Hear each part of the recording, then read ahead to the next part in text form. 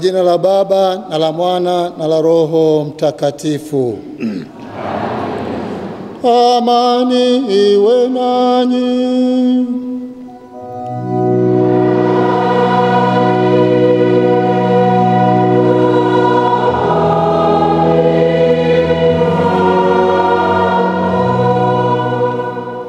Ndugu zangu wapendwa, tunapoelekea kipindi au Juma Kuu, tunafanya maadhimisho haya ya misa ya Krisma.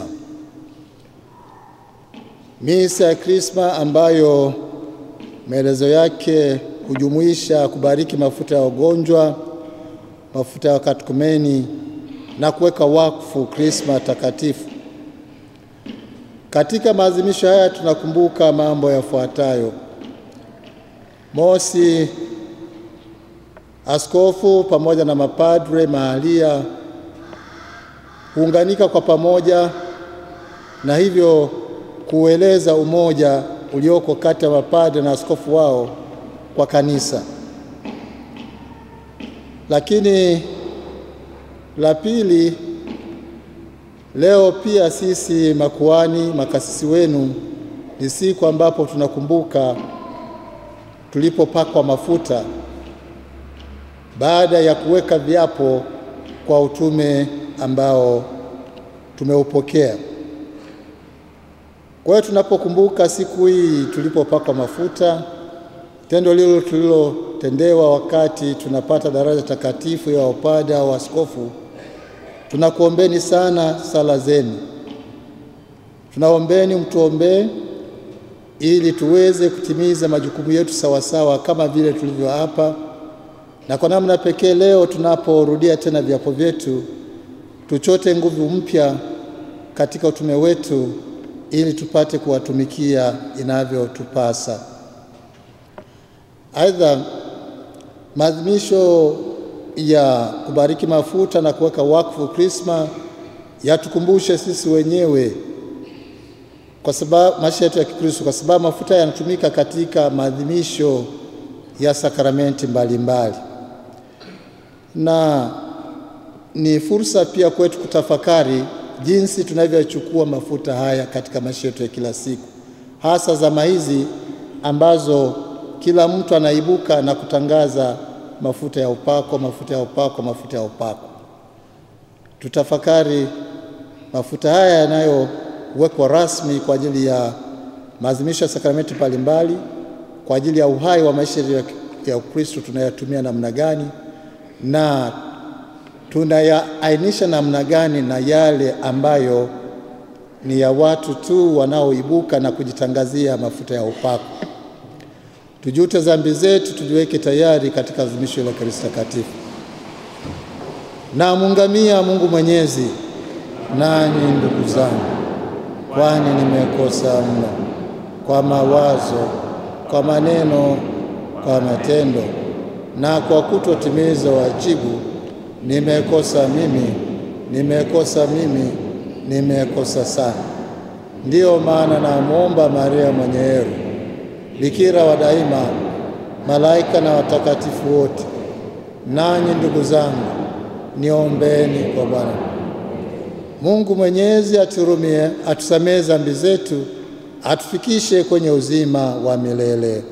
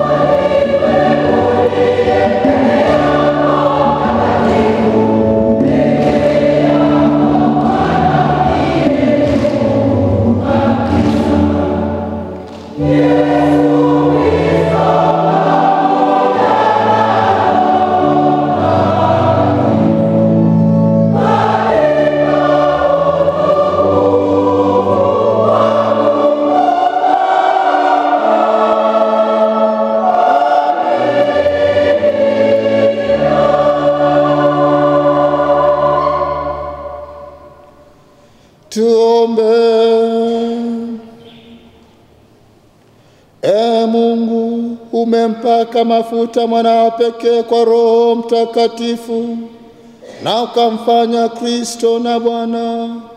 Uwe radhi kutujalia ili tukiisha kushirikishwa utakatifu wake, tuwe mashahidi wa ukombozi ulimwenguni, kwa njia ya Bwana wetu Yesu Kristo mwanao, anaishi na kutawala nawe katika moja Roho Mtakatifu, Mungu milele na milele.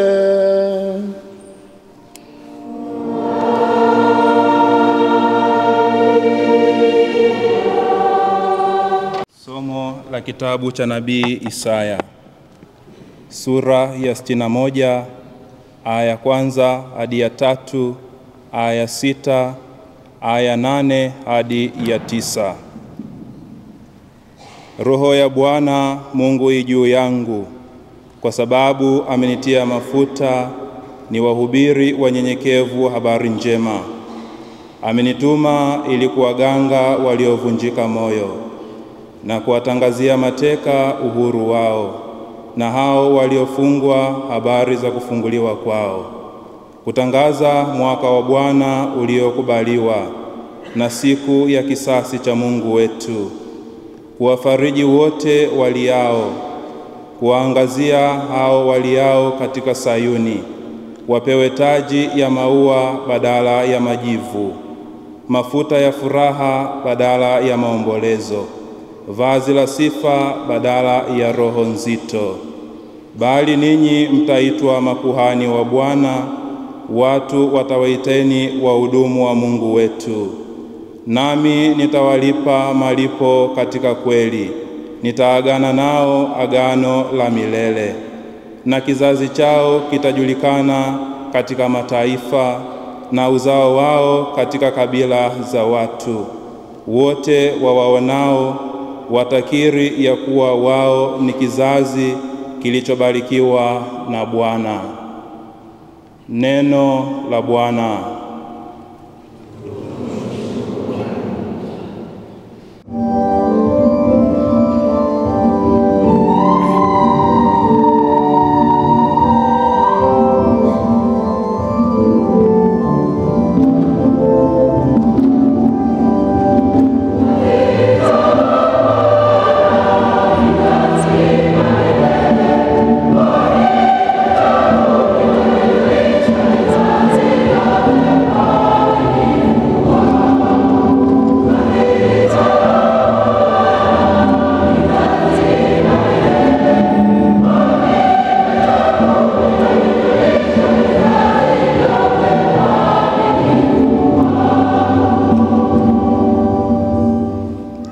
Nimemwona Daudi mtumishi wangu, nimempaka mafuta yangu matakatifu, ambaye mkono wangu utakuwa thabiti kwake, na mkono wangu utamtia nguvu.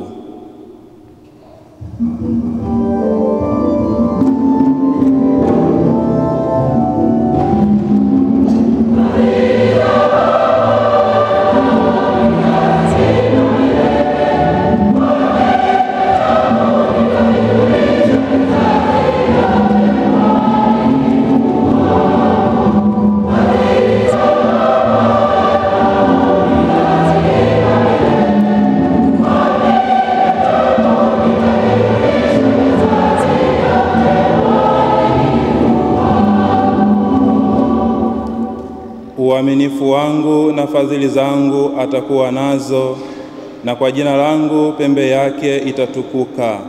Yeye ataniita wewe Baba yangu, Mungu wangu na mwamba wa wokovu wangu.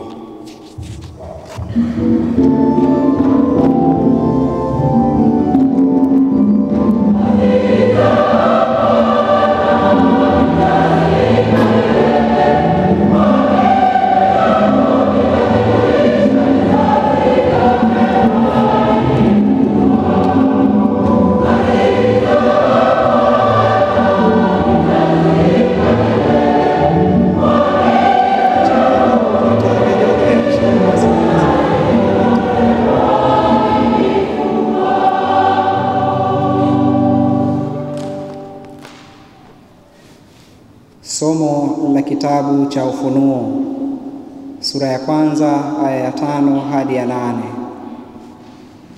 Neema na amani zitokazo kwa Yesu Kristo, shahidi aliye mwaminifu, mzaliwa wa kwanza wa waliokufa na mkuu wa wafalme wa dunia. Yeye atupendaye na kutuosha dhambi zetu katika damu yake, na kutufanya kuwa ufalme na makuhani kwa Mungu, naye ni Baba yake. Utukufu na ukuu una yeye hata milele na milele. Amina. Tazama, yuaja na mawingu, kila jicho litamuona, na hao waliomchoma, na kabila zote za dunia wataomboleza kwa ajili yake. Naam, amina. Mimi ni Alfa na Omega, mwanzo na mwisho, asema Bwana Mungu, aliyeko na aliyekuwako na atakayekuja, Mwenyezi. Neno la Bwana.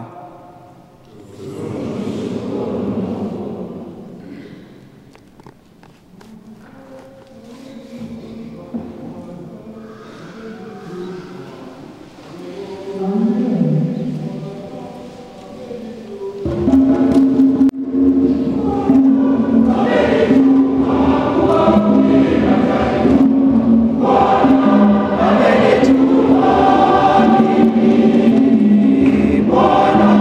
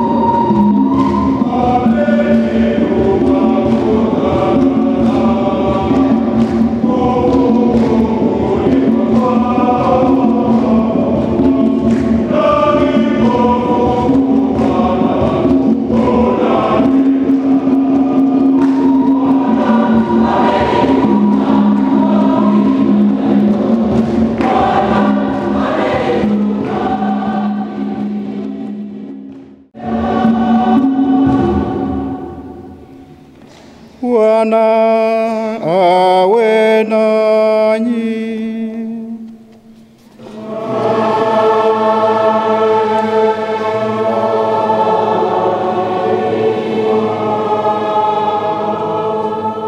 Somo la Injili takatifu ilivyoandikwa na Luka.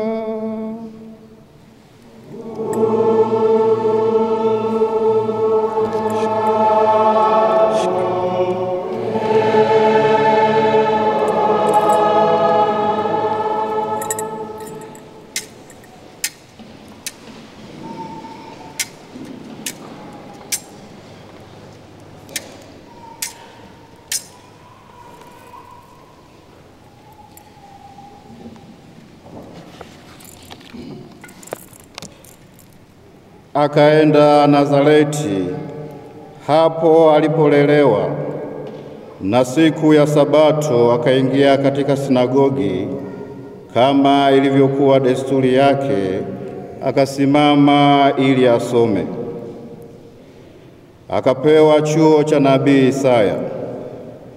Akakifungua chuo katika mahali palipoandikwa, Roho wa Bwana yu juu yangu, kwa maana amenitia mafuta kuwahubiri maskini habari njema. Amenituma kuwatangazia wafungwa kufunguliwa kwao, na vipofu kupata kuona tena, kuacha huru waliosetwa, na kutangaza mwaka wa Bwana uliokubaliwa. Akakifunga chuo, akamrudishia mtumishi, akaketi. Na watu wote waliokuwamo katika sinagogi wakamkazia macho. Akaanza kuwaambia, leo maandiko haya yametimia masikioni mwenu. Neno la Bwana.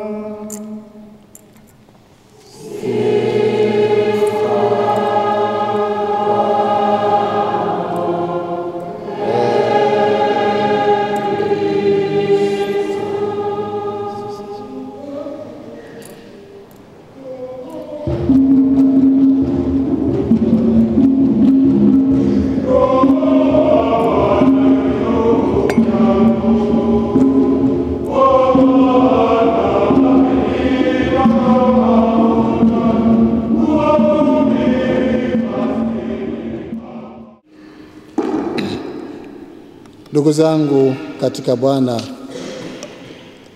katika somo la kwanza nabii Isaya anawatia moyo wana wa Israeli baada ya kutoka utumwani Babeli.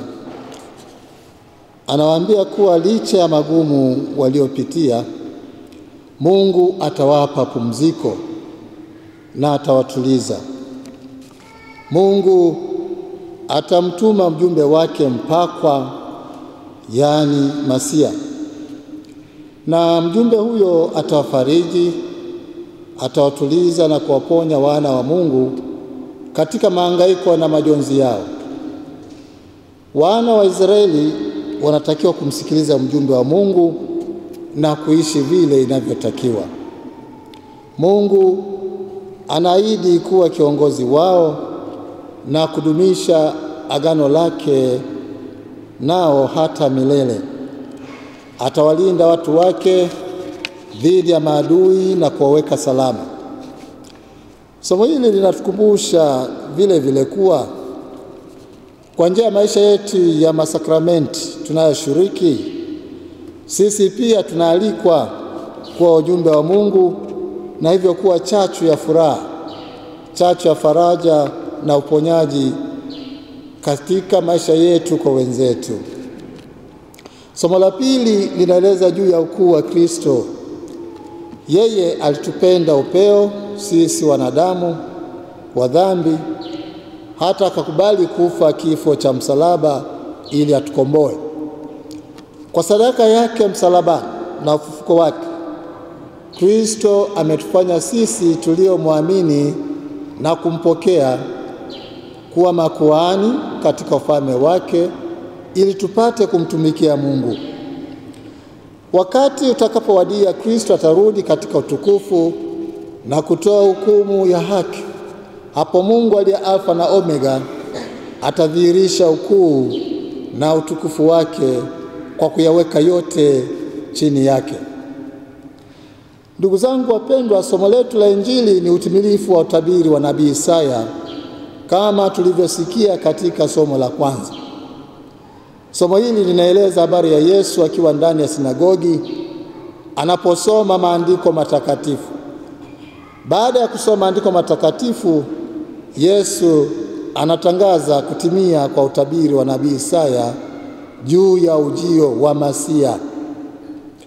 Katika nafasi hii Yesu anaweka wazi lengo la ujio wake hapa duniani, yaani kutangaza habari njema kwa maskini, kuwaweka huru wafungwa, kuwaponya vipofu na kuwarehemu wanaoonewa. Huu ni mpango kazi wa utume wa Yesu. Lakini pia sehemu ya Injili inaeleza pia juu ya nafasi ya Roho Mtakatifu katika utume wa Yesu. Roho Mtakatifu ndiye nguvu ya utume au katika utume wa Yesu Kristo. Anatangaza, Roho wa Bwana yu juu yangu. Ndugu zangu wapendwa katika Kristo, nimesema hapo awali, leo tunaadhimisha tukio kubwa sana katika jimbo letu na pengine katika majimbo mengine hapa na pale hapa nchini. Tunafanya adhimisho la misa ya Krisma. Wengine ili kurahisisha mambo hupendelea kuliita adhimisho hili kama misa ya kubariki mafuta. Hili ni adhimisho linalotukumbusha juu ya umoja na mshikamano kati ya askofu, mapadre ndani ya jimbo, lakini pia kati ya makleri na waamini. Katika adhimisho hili, Krisma itawekwa wakfu na mafuta ya katekumeni pamoja na mafuta ya ugonjwa yatabarikiwa. Kwa njia ya mafuta haya matakatifu, wafuasi wa Kristo watajichotea neema na baraka, wataruhusu mwanga kufukuza kiza ndani ya roho zao, watapata nguvu, watapata faraja na uponyaji. Uponyaji katika maana halisi, faraja katika maana halisi, sio faraja ya kupita, si uponyaji wa kupita, ni faraja ya kudumu, ni uponyaji wa kudumu. Kwa njia ya mafuta haya matakatifu, kanisa litazidi kuimarika katika maadhimisho ya sakramenti. Ndugu zangu wapendwa, Yesu Mungu kweli na mtu kweli alijazwa Roho Mtakatifu kwa namna pekee.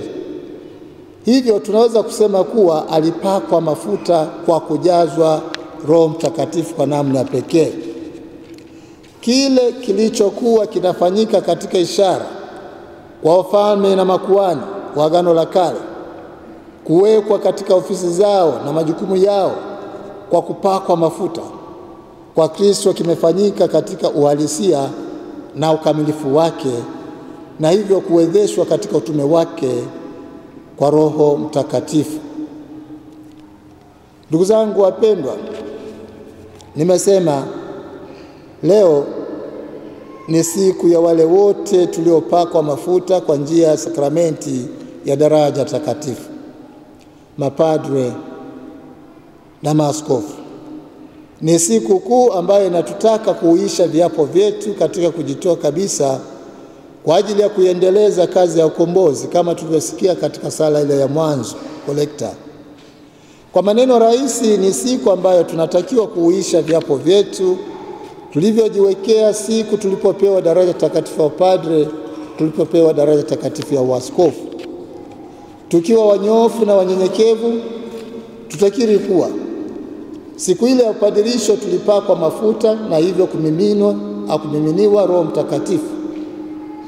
Kama hali ni hivyo, namna yetu ya kuishi na kuitenda kazi ya Bwana inatakiwa iakisi nguvu ya Roho huyo ndani yetu.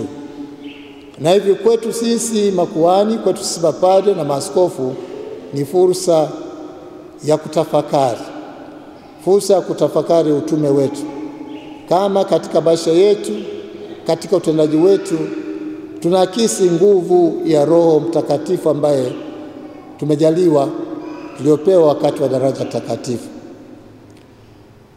Na hivi kama nilivyosema, kwa upande wenu waamini, ni fursa kwenu kutuombea sisi katika jukumu hilo zito na takatifu sana, ili huduma tunazotoa ziwe kweli stahiki kwenu, lakini pia kwetu kulingana na hadhi tuliyoipokea.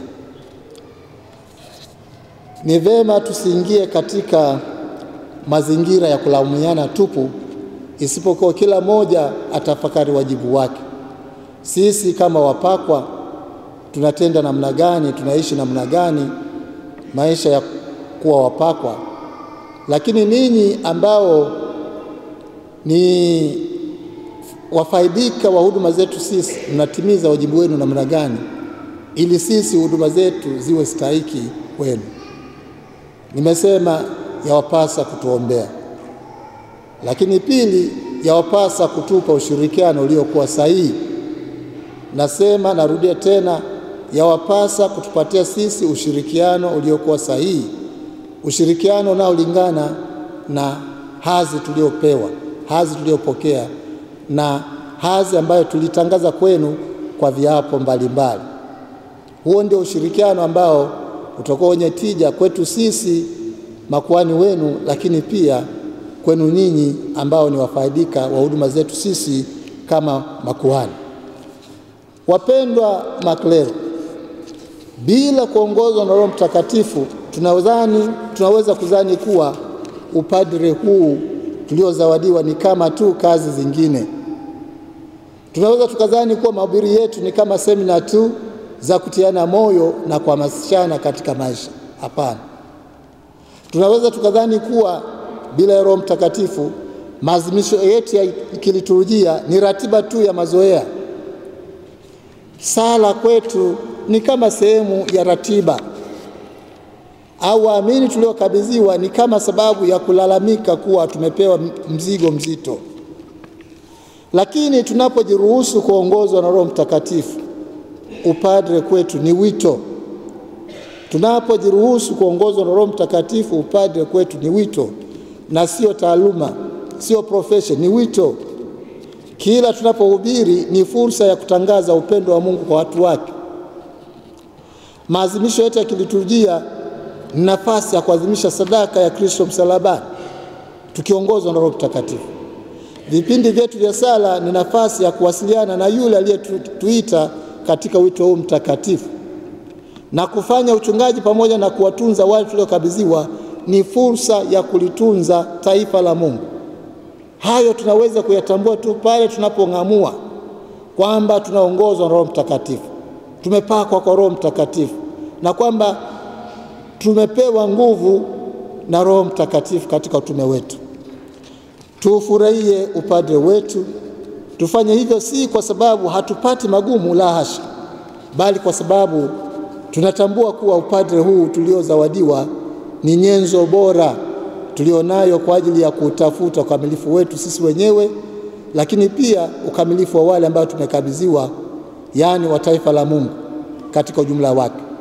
Tukipewa nguvu na Roho Mtakatifu yule yule aliyemwongoza na kumpa nguvu Bwana wetu Yesu Kristo aliyetuita, ambaye ni mpakwa, kama nilivyosema, ni mpakwa katika utimilifu wake.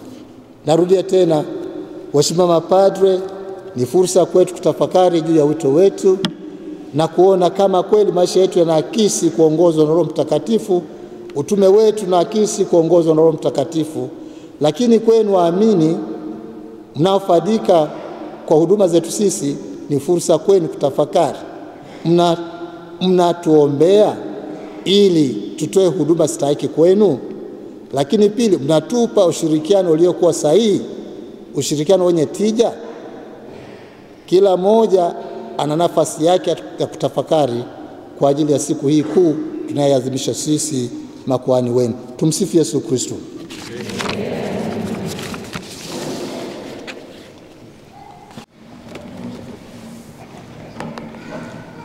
Tushuke.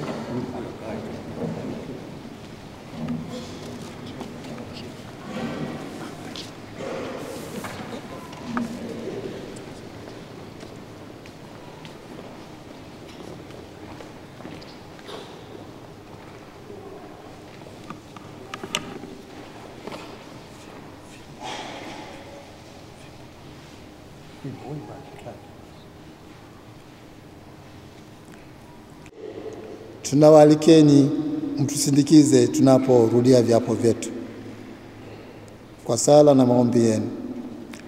Wanangu wapendwa sana, tunakumbuka pia mwaka huu ile siku Bwana wetu Yesu Kristo alipowapa mitume upadri wake na kutupa sisi pia. Je, mwataka kuweka tena ahadi mlizotoa zamani mbele ya askofu wenu na mbele ya waamini? Je, mwataka kuunganika zaidi na Bwana Yesu na kufanana naye kwa kujikana wenyewe na kujithibitisha ahadi za majukumu yenu matakatifu ambayo mkisukumwa na upendo wa Kristo mliopokea kwa furaha kwa ajili ya kanisa lake siku mlipopewa upadri?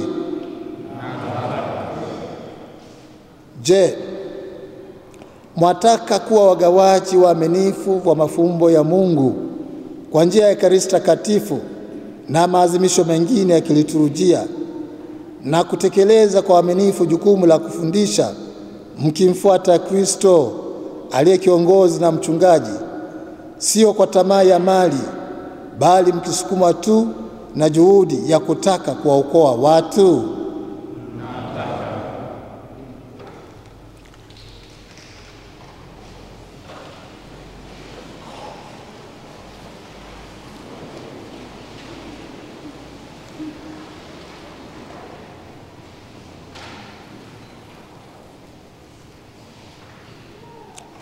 Nanyi pia wanangu waamini wapendwa sana, waombeeni mapadre wenu ili Bwana awashushie wingi wa mema yake, wapate kuwa watumishi waaminifu wa Kristo kuhani mkuu, wawafikisheni kwake yeye aliye asili ya wokovu. Tutikie: Kristo tusikie, Kristo tusikilize.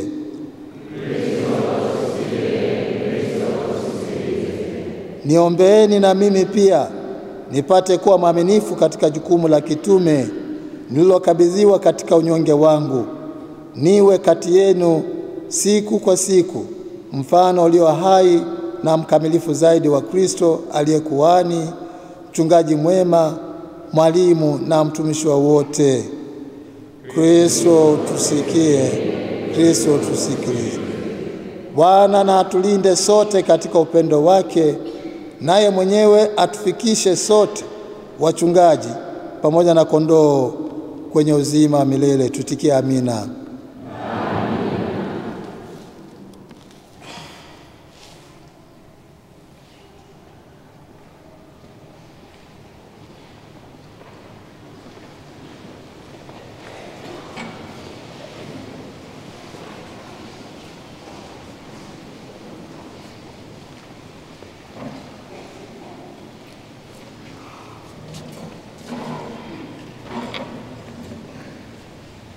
Amen.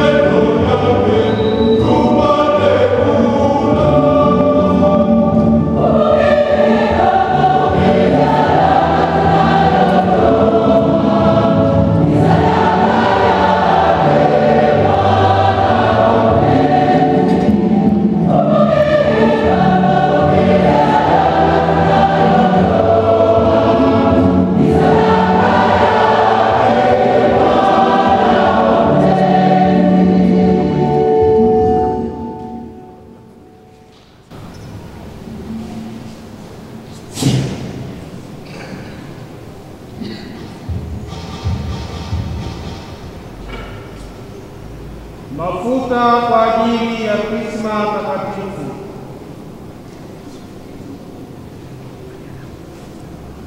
Kwa ajili ya wagonjwa.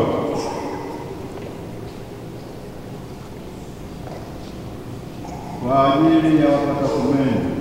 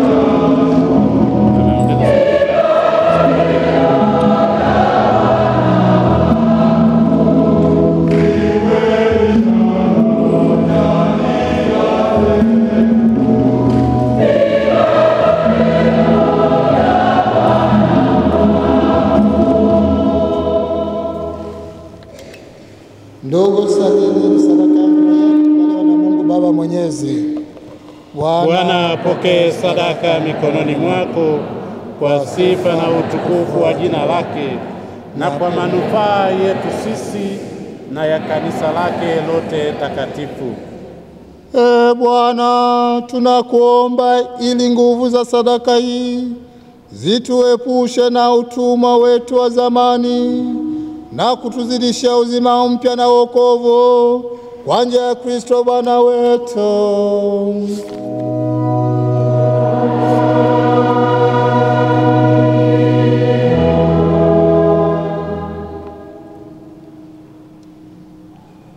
Bwana awe nanyi.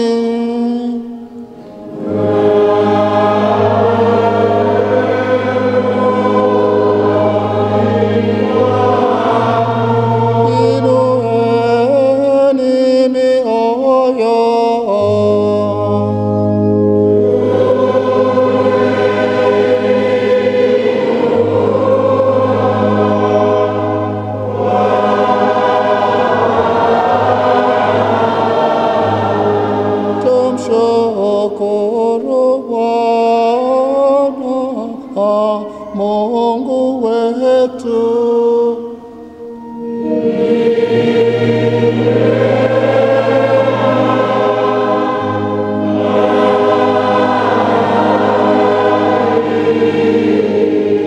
Kweli ni vema na haki, tendo la kufa na la kuleta wokovu.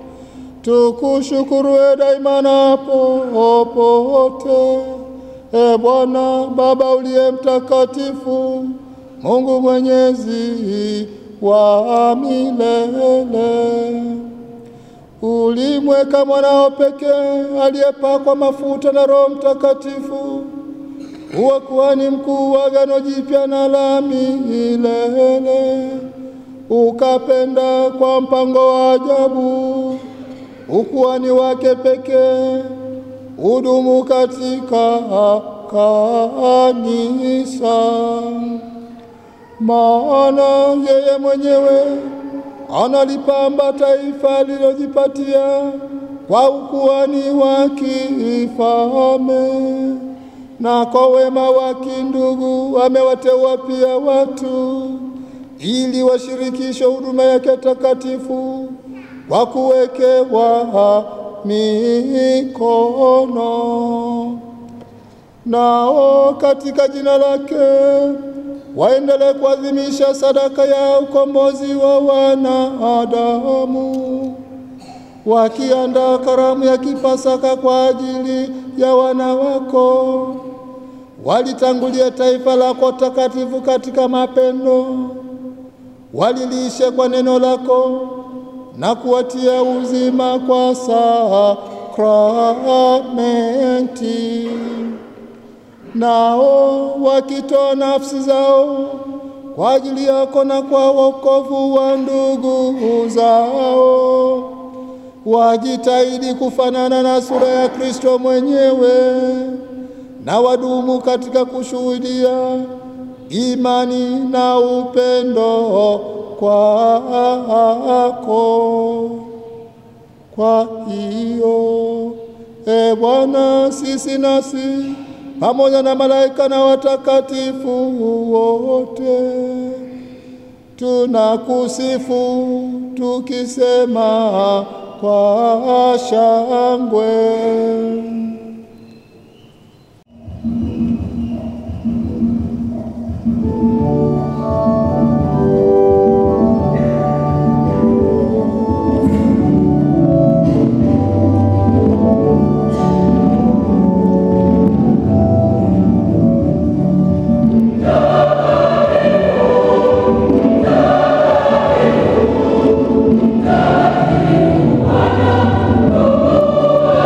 Yes.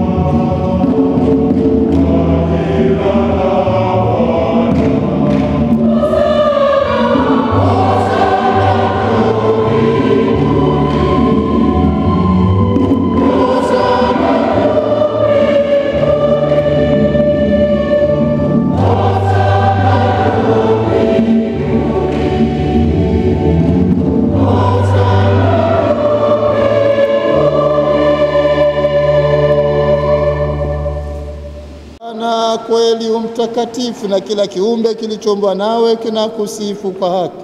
Maana kwa njia ya mwanao Bwana wetu Yesu Kristo, na kwa uwezo utendaji wa Roho Mtakatifu, unavitia uzima vitu vyote na kuvitakatifuza, wala uachi kukusanya watu kwako, ili toka mawe ya jua hata machweo yake dhabihu safi itolewe kwa jina lako. Basi Bwana, tunakusihi kwa unyenyekevu, vipaji hivi ambavyo tumekutolea ili vitakase, upende kuvitakatifuza kwa Roho huyo huyo, ili viwe mwili na damu ya mwanao Bwana wetu Yesu Kristo, aliyetuamuru tuadhimishe mafumbo haya. Maana yeye mwenyewe usiku ule alipotolewa, alitwaa mkate na akishukuru, aliubariki, akaumega na akawapa wafuasi wake akisema, twaeni mle nyote, huu ndio mwili wangu utakaotolewa kwa ajili yenu.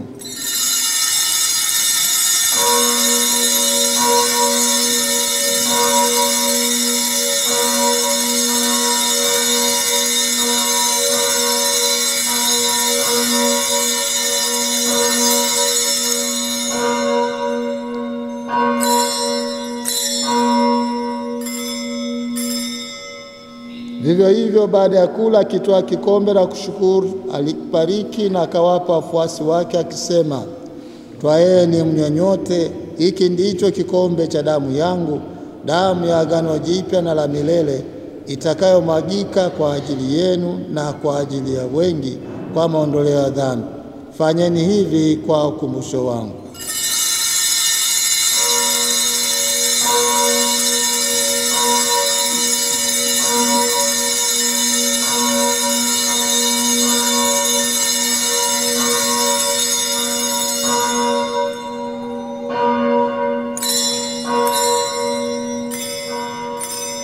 Fumbo la imani. Mwokozi wa ulimwengu, utuokoe. Wewe uliyetukomboa kwa msalaba na ufufuo wako. Kwa hiyo Bwana, tunapoadhimisha ukumbusho wa mateso ya mwanao yaletayo wokovu, pamoja na ufufuo wake wa ajabu na kupaa kwake mbinguni, na tunapoutazamia ujio wake wa pili, tunakutolea kwa shukrani sadaka hii iliyo hai na takatifu. Tunakuomba uangalie matoleo ya kanisa lako, na kwa kumtambua yeye aliye kafara, ambaye ulitaka kutulizwa kwa sadaka ya kifo chake, utujalie sisi tunatiwa nguvu kwa mwili na damu ya mwanao, na kujazwa Roho wake Mtakatifu, tupate kuwa mwili moja na roho moja katika Kristo.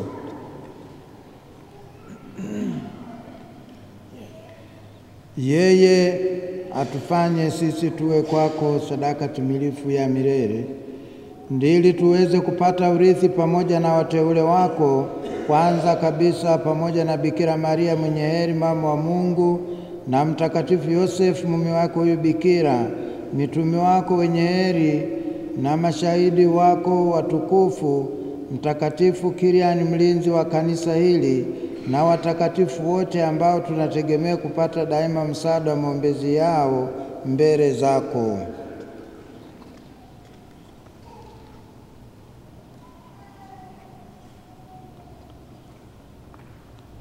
Tunakuomba Bwana, huyu aliye kafara na upatanisho wetu, alete amani na wokovu duniani kote.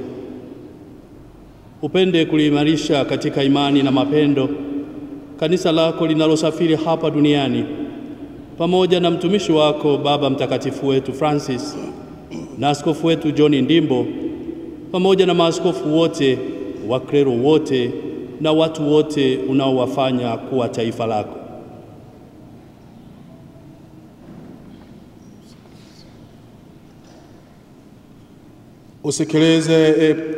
Usikilize kwa wema sala za jamaa hii ulioita hapa mbele yako.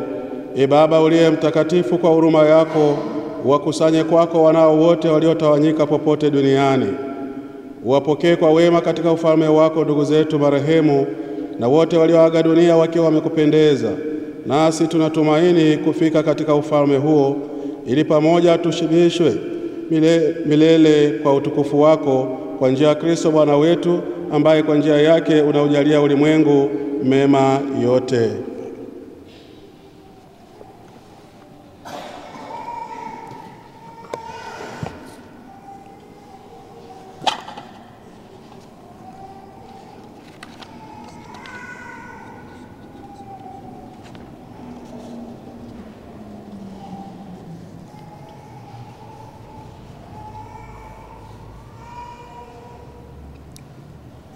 Mungu uliye Baba mfariji, umependa kuwaponya wagonjwa kwa njia ya mwanao. Tunakuomba usikilize kwa wema sala yetu sisi tunaokuamini. Umpeleke Roho Mtakatifu mfariji kutoka mbinguni, ashuke katika mafuta haya uliotaka yatoke katika mti mbichi, yawanufaishe wanadamu mwilini, nayo baraka yako iwashukie wote watakaopakwa mafuta haya, ili yawaondolee maumivu yote, maradhi na magonjwa yote, yawakinge mwilini, akili na rohoni mwao. Basi Bwana, uyabariki kwa jina la Bwana wetu Yesu Kristo mafuta yako haya matakatifu kwa matumizi yetu.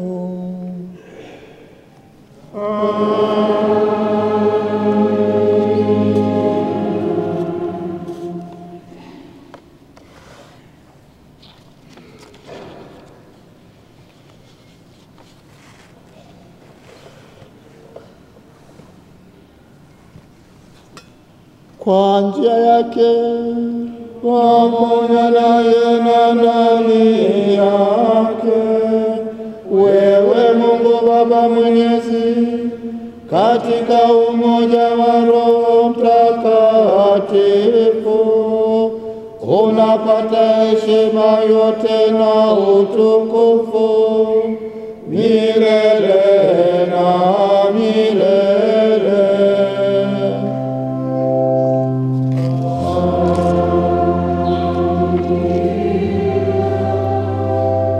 Kulitii agizo la Mwokozi wetu na tukifuata mafundisho yake ya kimungu, tunathubutu kusema: Baba yetu uliye mbinguni, jina lako litukuzwe.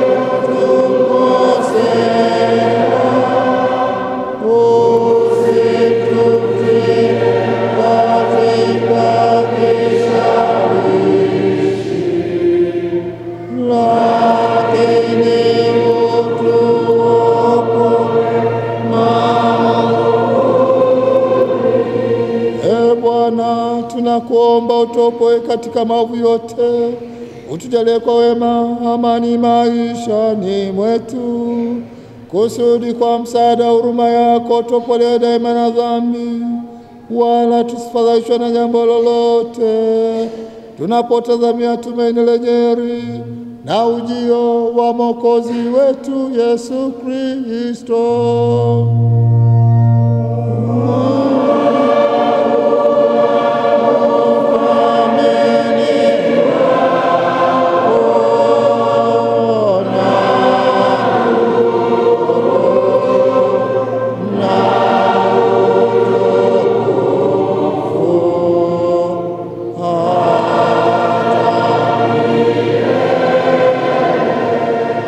Bwana Yesu Kristo aliambia mitume wako, amani na wacheni, amani yangu na wapa. Usizitazame dhambi zetu, la imani ya kanisa lako. Upende kulijalia maana moja kama leo penzi yako, unaishi na kutawala milele na milele.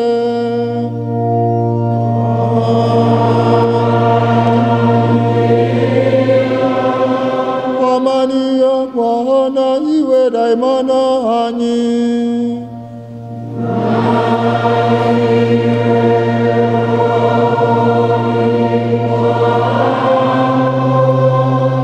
Mpeane amani.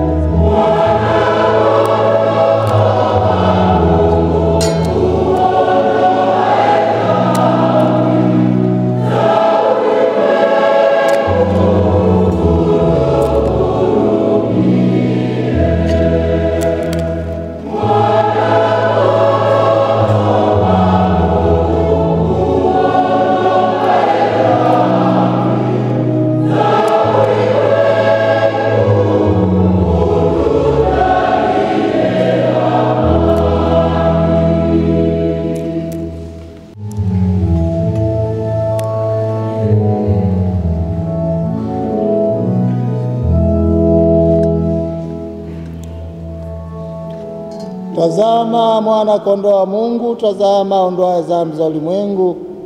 Heri hao walioalikwa kwenye karamu ya mwana kondoo. Bwana, sistahili uingie kwangu. Sema neno tu, roho yangu.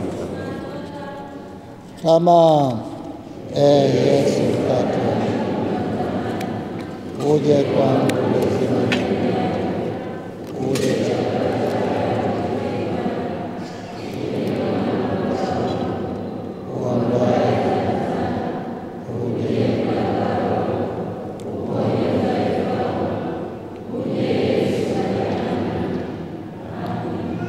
Fadhili za Bwana nitaziimba milele, kwa kinywa changu nitavijulisha vizazi vyote uaminifu wako.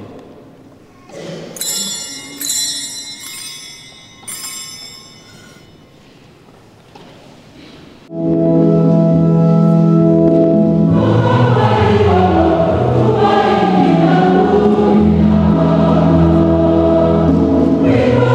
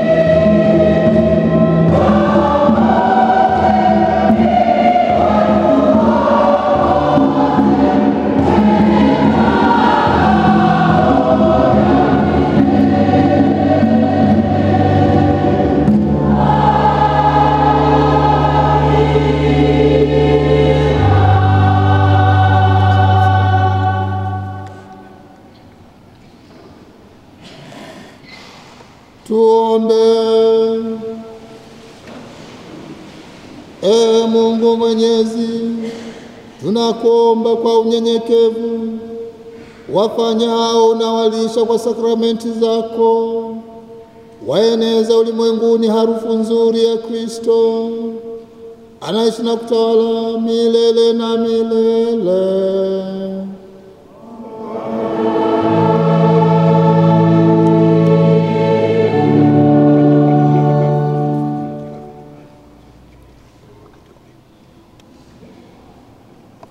Yanabarikiwa mafuta ya wakatekumeni.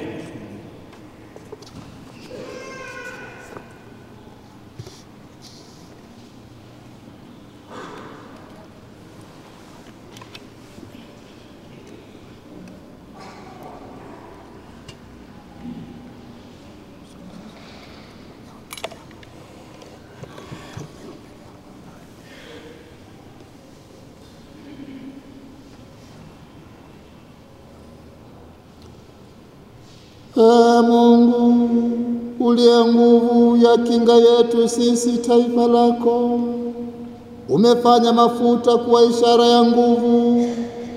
Tunakuomba uyabariki mafuta haya na kuwapa nguvu wakatekumeni watakaopakwa nayo, nao wakishapokea hekima na nguvu zako waweze kuifahamu zaidi Injili ya Kristo wako, na kwa moyo mkuu waanze maisha magumu ya Kikristo, na baada ya wao kwa watoto wako wafurahi kwamba wamezaliwa upya na kwamba wanaishi katika kanisa lako. Tunaomba hayo kwa njia ya Kristo Bwana wetu.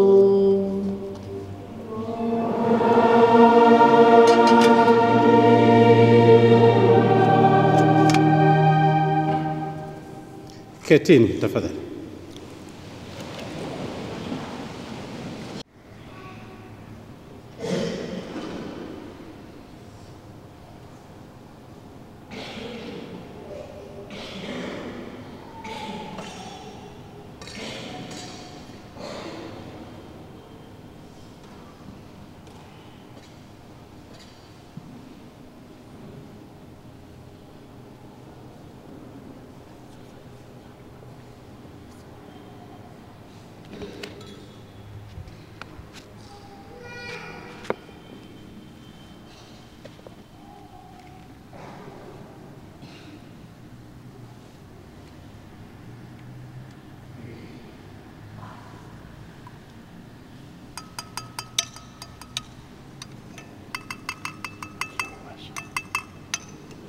Matayarisho ya kuwekwa wakfu Krisma Takatifu.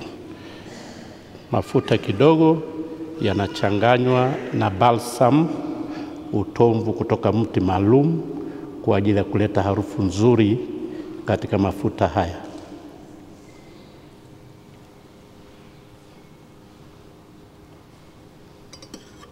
Hiyo ni hatua ya kwanza. Hatua ya pili, baba askofu atachanganya yale mafuta kidogo aliyochanganya na marashi, perfume, lugha rasmi balsam. Atachanganya na mafuta mengine.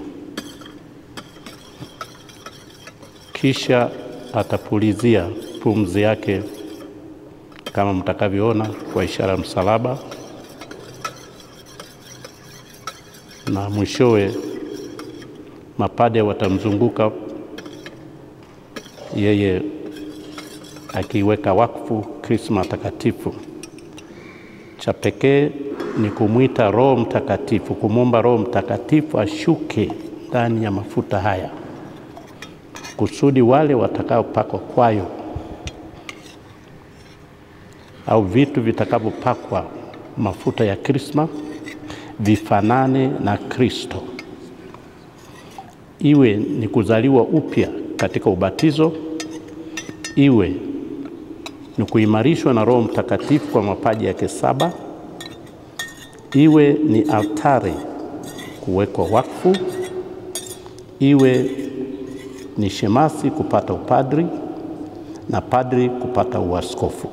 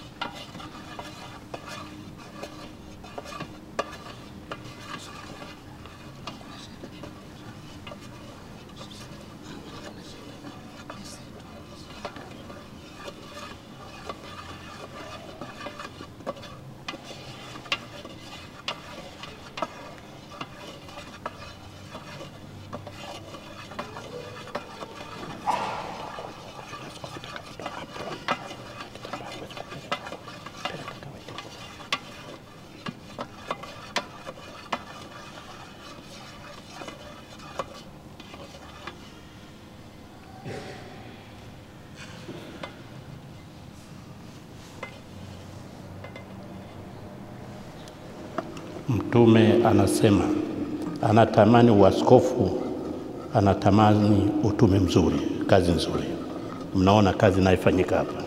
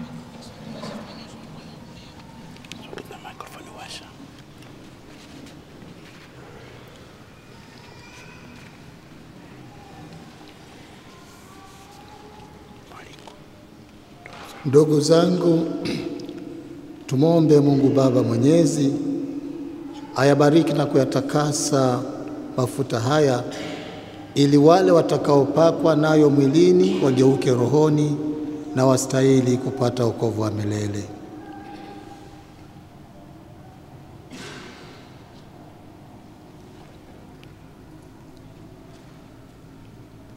Mungu uliasili ya maendeleo yote ya utakatifu, tunakuomba upokee shukrani na sifa ambazo kanisa linakutolea kwa furaha kwa kinywa chetu. Hapo mwanzo wewe uliamuru nchi zae miti ya matunda. Miongoni mwa miti hiyo ilizaliwa mizeituni yenye utomvu mzito, ambayo matunda yake yanafaa kwa kutengeneza krisma takatifu. Hata Nabii Daudi aliona mbele sakramenti zitakazotuletea neema yako, akaimba kwamba mafuta yatazifanya nyuso zetu zing'ae kwa furaha. Na wakati ule dhambi za ulimwengu zilipofutwa kwa tufani kuu, njiwa alirudi katika safina akiwa na tawi la mizeituni, akajulisha kwamba amani imerudi duniani, na hii ilikuwa alama ya zawadi kubwa zaidi itakayokuja. Sasa tunaona yale matokeo yake. Wakati dhambi za watu zinapooshwa na maji ya ubatizo, mafuta haya yanazifanya nyuso zetu zing'ae kwa furaha. Ulimwamuru pia mtumishi wako Musa, baada ya nduguye Aaron kuoshwa kwa maji, amfanye kuhani kwa kumpaka mafuta. Jambo hili lilifuatwa na jambo jingine kubwa zaidi. Baada ya mwanao Yesu Kristo kumwomba Yohane ambatize na maji ya Yordan, ulimtuma Roho Mtakatifu amshukie katika sura ya njiwa, na hapo kwa ushahidi wa sauti yako mwenyewe ukatangaza kuwa yeye ni mwanao wa pekee unayependezwa naye. Kwa kufanya hivyo, ilionekana wazi kuwa umetimiza yale aliyoagiwa nabii Daudi, ya kwamba Kristo atapakwa mafuta ya furaha kuliko wenzake. Kwa hiyo, Bwana, tunakuomba uyabariki na kuyatakasa mafuta haya uliyoyaumba, uyajaze nguvu ya Roho Mtakatifu kwa uwezo wa Kristo wako, maana Krisma imepata jina hilo kutokana na jina lake takatifu. Nawe uliwapaka Krisma makuhani, wafalme, manabii na mashahidi wako. Uifanye Krisma hii iwe ishara ya uzima na wokovu kamili kwa wale watakaozaliwa mara ya pili kwa maji ya ubatizo. Ufute uovu waliozaliwa nao mara ya kwanza kwa kupakwa mafuta ya matakatifu, wageuke kuwa hekalu lako tukufu na kung'aa kwa uzuri wa maisha yanayokupendeza. Kwa ishara hii ya Krisma, wajalie wapate heshima ya kifalme, ya kikuhani na ya kinabii, na kuvikwa vazi la kutokuharibika. Uifanye Krisma hii iwaletee wokovu hawa watakaozaliwa mara ya pili kwa maji na Roho Mtakatifu, hatimaye iwafikishe kwenye uzima wa milele na kuwashirikisha utukufu wa mbinguni. Tunaombayo kwa njia ya Kristo Bwana wetu.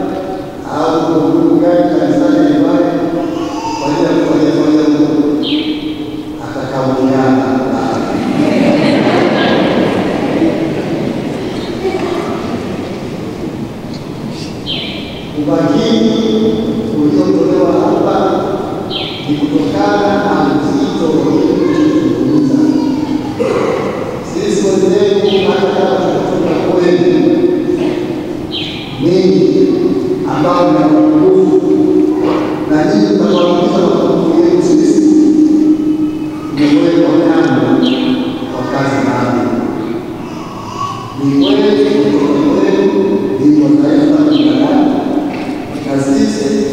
mkizo binadamu, lakini tumependelewa pamoja na upungufu wetu wa kando kwa kazi maalum. Ndio maana tunaomba sasa pamoja na kutenga kipaumbele kwa kazi maalum tunayofanya iwe kweli maalum na takatifu. Na hasa hizi mwandishi wa Biblia anasema hatuwezi kupatia sisi wenyewe na hakuna wanadamu anayepatia kazi hii kwa mababu, kwa mtoto wala mtoto. Hili kama tunamsaidia katika kwamba mimi lazima niwe pale, lazima niwe mkosi. Hii kazi tunafanya sisi wenyewe kwa mababu, kwa Mungu. Unaweza kupenda lakini usifanye. Unaweza kuwa na matendo ya kidini anataka kwa lakini usifanye. Mwachie Mungu atende kazi yake ya kukupa wewe kazi hii. Kwa hiyo kama nimesema katika mafundisho, sisi tunaomba ushirikiano wengi, ushirikiano mtakatifu, na sasa tunashirikiana na mambo mengine ambayo nje ya kazi yetu. Changamoto zingine tunazipata kutoka na mazingira na kutekelezea mengi ambapo tumetoka. Ndio maana tunaweza kufanya isiwe tu na kila mmoja ana nafasi yake. Sisi tuna nafasi yetu na nini yetu na nini na nafasi yetu na nini sisi. Tunasaidiana corporate responsibility, wajibu wa pamoja. Msiwaje sisi kuangalia tuende nje wakati tunajua ni sisi ya sisi kwenda nje. Bali tunapoona tuende nje basi na nini kwenu ndio tunaweza kufanya kukatisha hali mambo ya serikali. Lakini sasa tunaelekea matakatifu, tunaelekea makamu ya mwanzo wa matakatifu, na nipende kuwatakia nafasi njema kwa ajili ya matakatifu na Pasaka. Mungu aendelee kubariki kila ambacho tumeanza kutenda wakati tunaanza kufunga. Fungo wetu tupate baraka katika baraka za Pasaka. Kwa hiyo tuendelee kushika na tuingie kwa sasa tukiwa nafsi zaidi baada ya sadaka ya kufunga.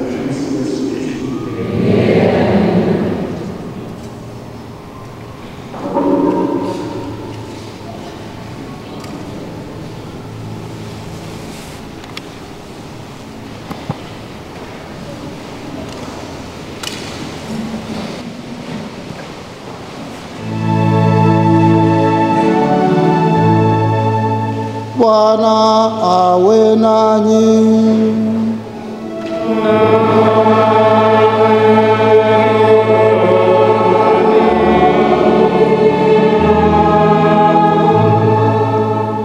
Bwana awabariki na kuwalinda.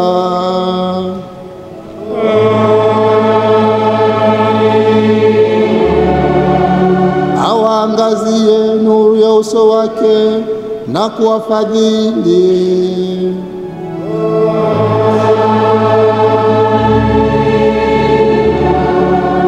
Awainulie uso wake na kuwapa amani yake.